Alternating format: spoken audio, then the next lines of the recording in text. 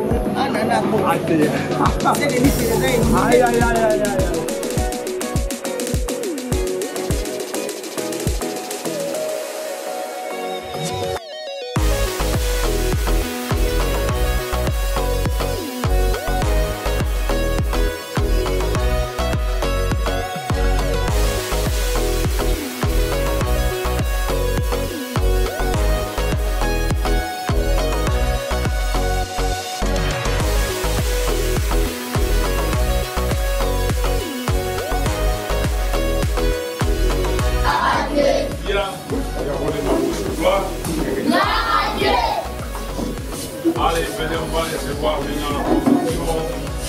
Nana. Nana et fille. Allez. Vous êtes déjà là? Oui. Ah, nous recevons. Bon, le travail. Voilà les amis, nous recevons la fondation Nana et Fille. Et je voudrais vraiment que pour Dieu, parce qu'elle est venue vraiment pour vous faire du bien, on acclame d'abord pour Dieu Tout-Puissant. Aussi, de prime abord, je vais d'abord intégrer mon papa. Et maman Robana nous parle pas. On est des amis. Nous sommes des amis. On est des amis. Nous sommes des amis. On est des amis. Nous sommes des amis. On danse ensemble avec nos enfants là. Bravo pour nos enfants. Merci Toya qui a appris Nabino. Ozaba na Nabiso. Tobosa na Kabino te. Biso toza Nana et fille. Fondation Nana et fille. C'est votre mémé, votre maman, votre tante, votre tout que vous pensez. Alors biso peut to kanisa ki pour Nabino. toya komona bino tango tozolinga tosisa mbula tomona bino tellement vous me semblez belle. Est-ce que vous savez que vous êtes tous belles, hein? Oui. Non, j'ai pas entendu. Est-ce que vous savez que vous êtes tous belles, hein? Oui. Vous êtes mes belles, hein? Oh! Voilà. Maman Nana et fille, hein? Fondation Nana et fille, hein? Elle a quitté. Elle a dit que femme on a bana. Yango monitoye. Nandambu oyo mama zaki nango. Akowe ko tikate. Bino bozanga tamuke. C'est pour cela maman a porté ça. Pour vous, pour nous, que nous sommes toujours bénis par la grâce de Dieu. Ok? Comme papa est là. Ça c'est notre papa, non? Oui. Oh, mais oui, quel oui ça? Oui. Non, j'ai pas entendu. Oui. Ça c'est notre papa, non? Oui. C'est papa d'amour. C'est papa d'amour. Les papas qui nous aiment tous. Il nous a gardés, il nous garde chaque jour. Il nous donne ce qu'il est. C'est ça que nous sommes. Ok? Alors, merci à maman et nana et fille. Le roi Igota la bana. Maman, bisoto yaki ensemble, là, maman. Alors, je manque les mots à dire. Hein. Okay. Mes enfants, comme vous me voyez, je manque les mots à dire. On est des amis. On est des amis. Descends. On est des amis. Tout le monde descend. On est des amis. On est des amis. On est des amis. Ah, toi tu ne descends pas. On est des amis. On est des amis. On est des amis. Merci beaucoup, merci beaucoup. Et quand elle viendra encore prochainement, on ne manquera pas vraiment de dire merci encore à Dieu. Et que tous ceux-là qui l'accompagnent dans cette œuvre, dans cette fondation, soient aussi bénis. Bénis de Dieu. Que Dieu accomplisse vraiment les désirs profonds de leur cœur. Parce qu'en venant donner aux enfants orphelins, Maman Nana honore Dieu. Et Dieu dit, j'honore ceux qui m'honorent. Que Dieu l'honore et honore tous ceux-là qui l'accompagnent. Et surtout que Dieu azongi selaye mokama likolona mokama. Amen. Merci vraiment maman. Merci beaucoup, merci beaucoup. Et bana outik bangona isengo. Torobo sanate. Merci Bomoninga. Na oya lisusu hein. Merci beaucoup. Vous savez na ya lisusu hein? Oui. Que Dieu vous bénisse. Amen. On est des amis. On est des amis. Descends. On est des amis. Descends. On est des amis. On est des amis.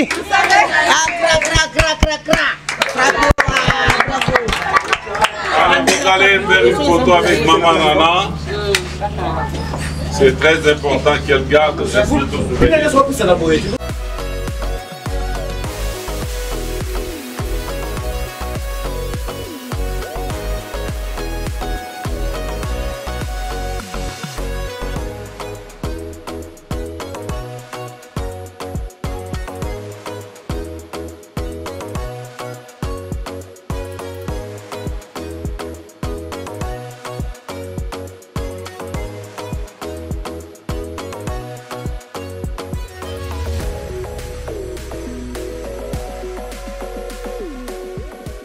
Merci chers internautes, j'espère que vous allez bien. Alors aujourd'hui, notre maman, notre boss, une femme selon le cœur de Dieu, a décidé qu'il vraiment a quitté le terrain pour qu'à remettre quelque chose dans l'orphelin, dans l'orpheline. Ils ont vraiment bien, Fondation Nana et Fille, Yemoro Boss Azali, Bomoni ba image, Bomoni ba se dérouler. Alors on est avec elle. Alors juste rare, on attend 2 mots, 3 mots. Pour la bâtir sur internet, bateau va mettre la NF des artistes. Bon, continuera toujours qu'on s'abonner. Vous ne serez jamais déçus. Bonjour notre maman, notre boss. Bonjour. Maman Nana, tout le monde est na kati ya orphelin, koptika quelque chose. Alors motivation ni lo ni salut parce que baté belé bazala bambongo mbasala mambote mais lo on est poussé yo. Ya liboso nanu. Laisse-moi faire. Alors merci beaucoup. Tout maman Epela, j'espère que mon kilebi notre maman Epela artiste à Congo a PC belé. Mère qui m'est non, qui m'a na kolo sumasi na salle ko zangate pour so tuzana bon moi c'est que kolo azana biso. Alors merci beaucoup maman Epela na moni tu as accompagné notre maman na vision na ye pour na yo étant que artiste étant que mutwa edikaramas rolo banet sinini. Bon na kolo ba merci na maman Nana Efie na fondation maman Nana Efie parce que aza toujours na temps quoi penser na orphelin azoko kanisa na orphelin donc fondation maman Efie ndé asali ke tukutana lelo to ya kosola na bana na biso to sepela to fêter na bango décembre ensemble to kabolane donc c'est pas donné à tout le monde alors toujours senga pe na ba maman mususu po ba kozala mité malamu ko maman Nana Efie lokola fondation maman Nana Efie ba ya vraiment pour soutenir ba orphelin parce que moi aussi je suis orphelin mais j'ai une mère c'est Nana Efie yango mwana la mingi ezate donc fondation Nana Efie nde lelo to yi kotala bana kotikela bango moi lipa moi kwanga moi jus po ba fêter ensemble donc merci na maman Nana Efie parce que ngane naza molobeli na ye maloba na munoko na maloba na ye mais c'est ma bouche. Donc. OK, notre maman Nana Efie alobara vraiment mingité pour comprendre hein? Mais mamata ata bonjour car na batnos balingaka yo. Bonjour. Bonjour. Okay, maman le bonjour. En tout cas, merci beaucoup. Maman Nana Efie tout le monde batnos balati là-ci. Fondation Nana Efie Lissalisi. En tout cas Fondation Nana Efie Lissalisi a permis d'avoir qui basse. Fondation Nana Efie Lissalisi. En tout cas Jean-William tout le monde Jean-William un mot pour la Marambo Leki. Ouais, merci vraiment ngakumulonga yaba mignon garçon.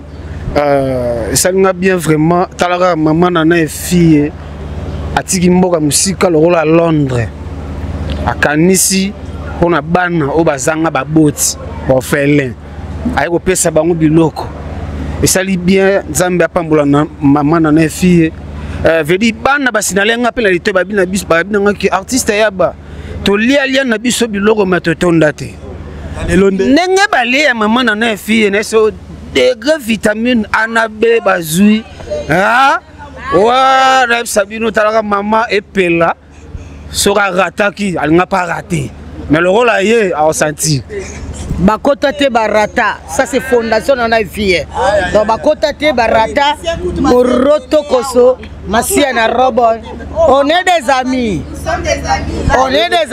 nous sommes des amis on est fondation Nana Efie merci fondation Nana Efie merci beaucoup Nana Efie on est fondation Nana Efie salisi pona batu nyonso ah oui merci beaucoup maman Lopango moi le bamoko bonjour ma chère internet ndeto zaboye na ko mona kutata ndenga lobate bino mo bo mona ka manana do yango yo do so za ngamba manana sekeza api opema quant à moi Sheraton de la presse autrement dit maman Lopango merci beaucoup baboya basambwa merci beaucoup Annie My Love un mot.